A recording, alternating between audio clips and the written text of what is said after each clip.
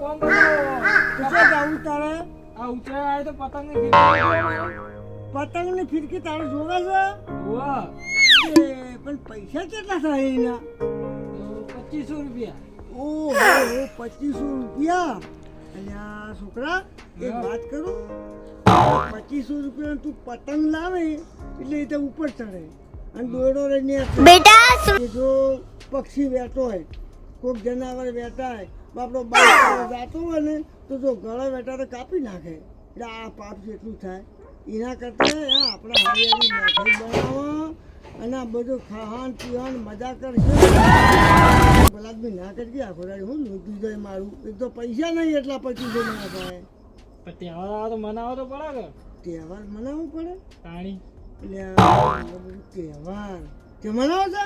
ઓહ હે તાર ભાઈ મનાવશે પણ કોઈ સારું કરજો હો. તહેવારમાં કોઈ સારું કરજે. આ બધા ભાડે એવું એ હા હો.